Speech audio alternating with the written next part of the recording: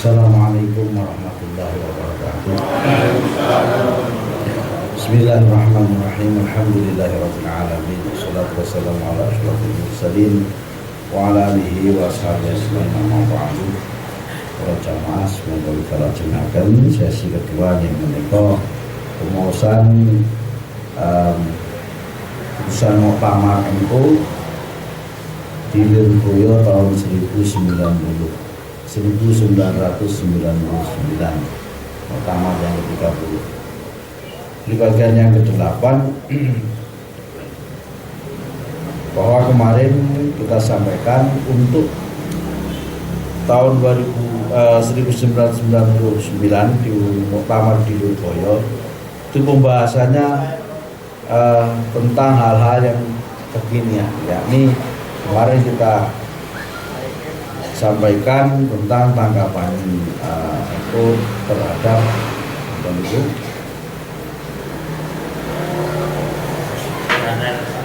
dana awal kesadaran itu. Dan ini kaitannya NU dengan bernegara, bukan berpolitik tapi bernegara.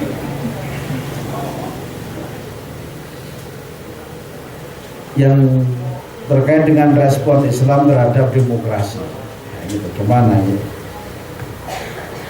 Deskripsinya, demokrasi ini merupakan salah satu sistem tatanan kenegaraan yang ideal dan didambakan oleh seluruh dunia, terutama setelah Perang Dunia Kedua. Kemudian demokrasi merupakan tatanan mengatur hubungan antara negara dan rakyat yang didasarkan atas nilai-nilai universal, yaitu ada persamaan, kebebasan, dan pluralisme. Ini. Sebagaimana yang beliau Rasulullah sampaikan dalam sebuah hadis riwayat Imam Bukhari dan riwayat Imam Muslim. An Abi Dzar al-Ghifari qala qultu ya Rasulullah ala tastamilni qala qadaraba biyadihi ala mangibi summa qala ya Badrin innaka dha'ifun wa innaha amanatun wa inna yawmal qiyamati khizyun wa nadamatun illa man akhadha bihaqqiha wa adalladhi fiha, yang artinya wahai diceritakan dari Abu Dzar, dia berkata matur pada Rasulullah, ya Rasulullah Allah tastamilni, wahai Rasulullah, mengapa tidak engkau pekerjakan aku sebagai pejabat? Ini kata Abu Dzar kepada Rasulullah, karena memang Abu Dzar ini orang sahabat yang dekat dengan Rasul.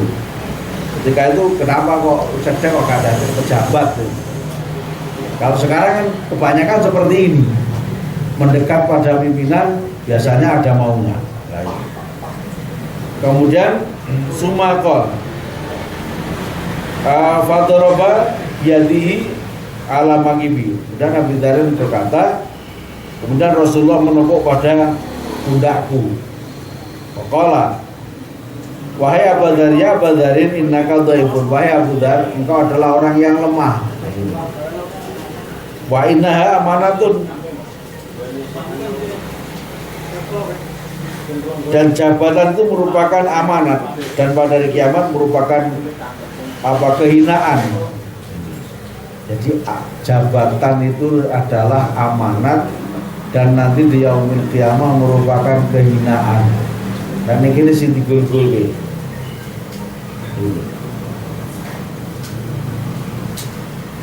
Dan juga penyesalan, kecuali bagi orang yang mengambil cara benar menunaikan kewajiban dalam amanat tersebut. Jadi yang namanya jabatan amanat itu adalah merupakan satu yang berat, pertanggungjawabannya di akhirat bisa menjadikan satu kehinaan, penyesalan yang tiada tara, kecuali apabila mengambilnya dengan jalan yang benar, yakni orang yang mampu untuk melaksanakan amanah ini.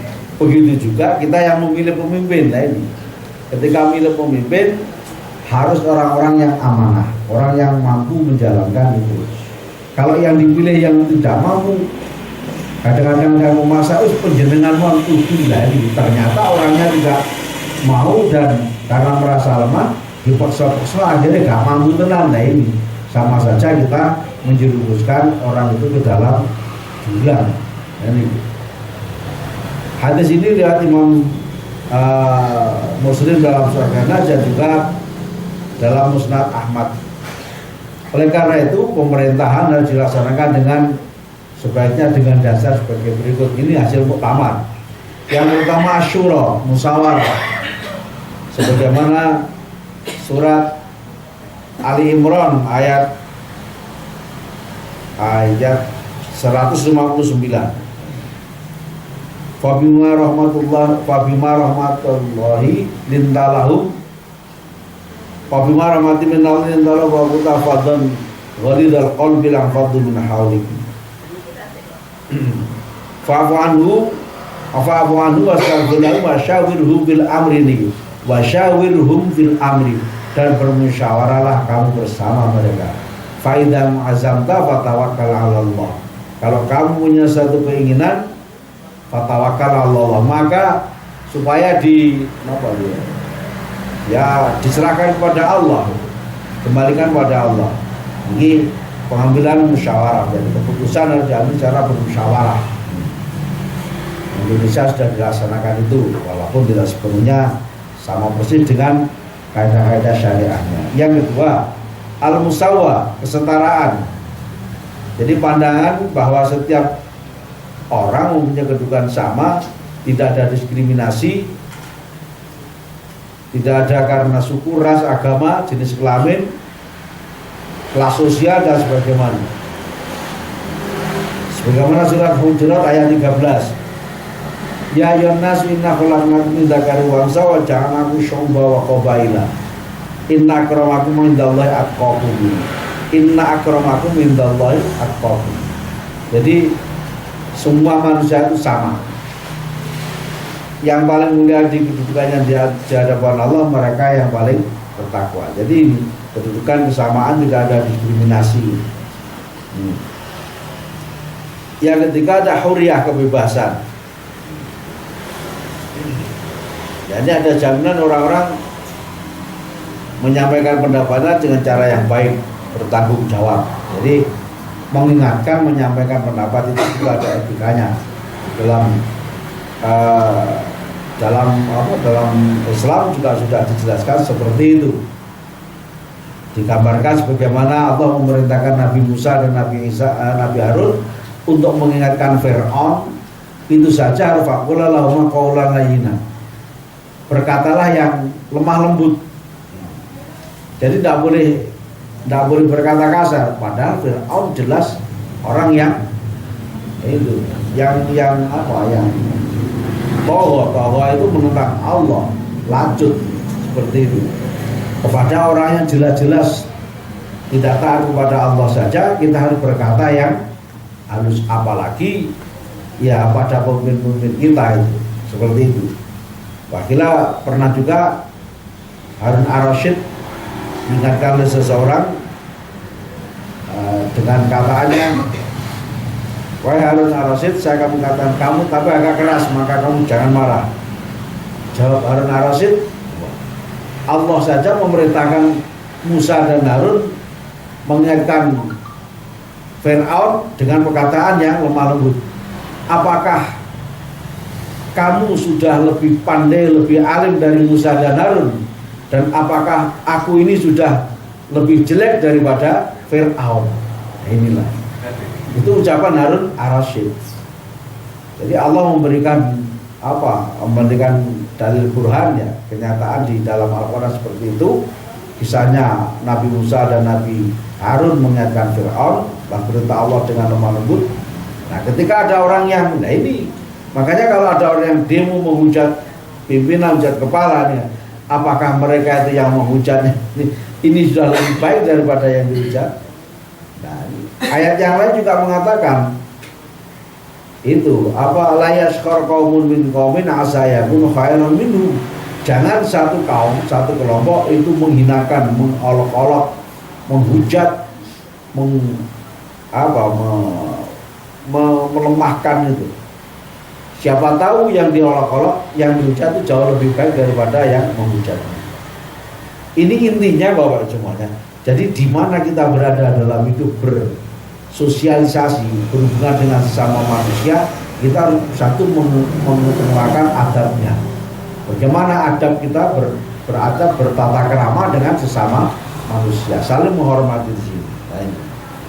Jadi itu apa yang disampaikan di dalam Al-Quran. Bahkan yang kedua, yang ketiga al-adalah. Dalam surat Al-Maidah ayat 8, ayatnya agak panjang itu, yang juga akhirnya itu wala yajrimannakum syana'anu qaumin ala alla ta'dilu i'dilu wa aqrabu littaqwa wattaqullah gitu. La yajrimannakum, jangan sekali-kali kebencianmu, enggak sukamu kepada satu kelompok itu menjadikan kamu berbuat tidak adil. Ini loh.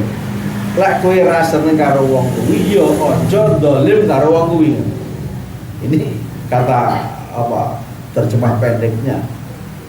Jadi layak jiriman aku bisyanan qaumin ala Allah tadi. Janganlah kebencian satu kaum terhadap yang lainnya itu menjadikan dia berbuat tidak adil. Dilu wa aqrabu littaqwa. Berbuat adil lah, karena adil itu mendekatkan pada takwa, takut pada Allah. Jadi sini makanya sebagai seorang pemimpin, pimpin keluarga, memimpin rumah tangga, memimpin lingkungan, bahkan memimpin satu instansi pemerintah, negara, organisasi, jamiah, pemimpin pondok, lah ini santri orang semena-mena dengan santrinya kan. Jadi juga di sini harus dilu wa aqrabu littaqwa, berbuat adil seperti itu. Bukan dari kiai merintah santri sampai naik. Oh, mbah-mbah baru kon masak dan sebagainya sampai arep matur nulung salat ora wani, salate terlalu ini ya futu fi sholati, salate kliwat terus mergo apa khidmah ning kene kiai arep matur ora wani.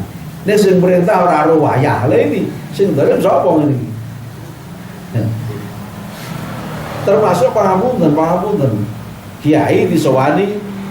Mosok wayahe kula badhe nyalon dadi bupati di DP tok oh ya, monggo dadi. Wis berkat doa ya, Allahumma Fatihah wis. Jadi tenan. Alhamdulillah bayai itu dari ya soal. Saat dipanggil, aku harus pergi nambahi ke pondok ke sekolah. Bicara mula lagi. Bupati piro gajine. Akhirnya uang-uang yang harusnya disampaikan pada dia gak ini pondok. Inilah andil kiai dalam korupsi. Pernah itu ditulis dalam tahun berapa itu, ditulis oleh aktivis NU itu. Jadi andil kiai dalam korupsi. Ternyata seperti itu. Jadi kiai lah disowani dongane dadi lai rumangsa dongane dadi padahal sing dadekne Gusti Allah. Gitu.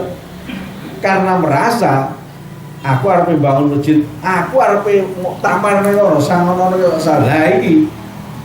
Kejadian Bupati Blitar muktamar Lampung semuanya berapa kiai grafis kabeh duit bantuan mlebu kiai jalur ijo kabeh ngene kiai mergo dia jenengane kiai ini. Akhirnya setelah audit masuk penjara dalam kuis sampai meninggal dunia.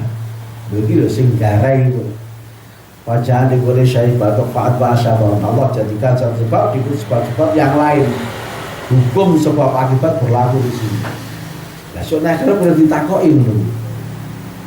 Beliau protes Bupati ini, Gusti, kula riyen korupsi ini mergo nika. Kalih kiai ini kan bangun niki, badhe menika kenyangoni. Kula mboten napa-napa iki bantuan rakyat kula sunat kula para niki. Nah, akhirnya kula di penjara. Kula nyuwun pengadilan Gusti, colok kiai ini. Nah, niki. Inilah jadi segala sesuatu di sini berkaitan dengan akhirat. Kalau wau pun dalam jual beli utang semuanya berhubungan dengan akhirat. Lek orang bisa orang itu nyaure naik akhirat. Ini sakti. Inilah makanya bagaimana kenapa NU di sini kok juga masalah pemerintahan dibahas. Ini ternyata setelah dipelajari hubungannya erat sekali dengan tataran kehidupan kaum Nahdliyin. Betul loh. Jadi makanya demikian perlunya kita juga mengkaji dari apa yang menjadi pemikiran bahsul masail dari para kiai-kiai ini, kita juga ikut mencoba mengikuti apa yang telah beliau-beliau tunjukkan pada kita selaku umatnya ini. Ini kok ini nomor 3 keadilan.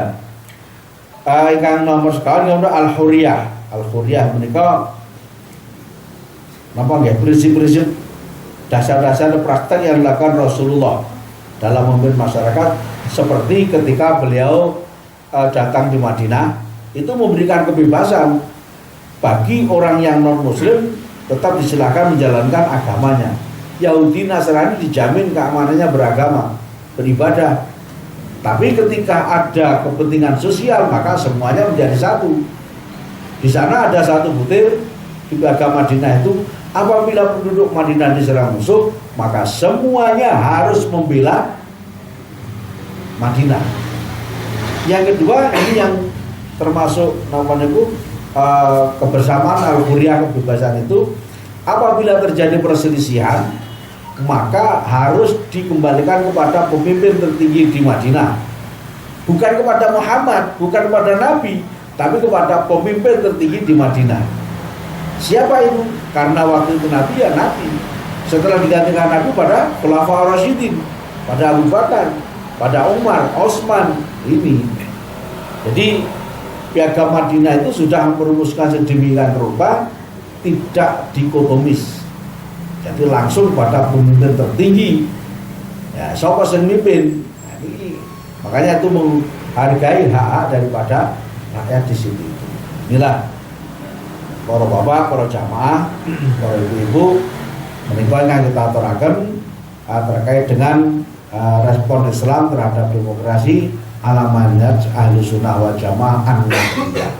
Jadi NU ini kita dia ngomongin dulu terkenal ulama kaum tradisional, gak modern, tidak rasional.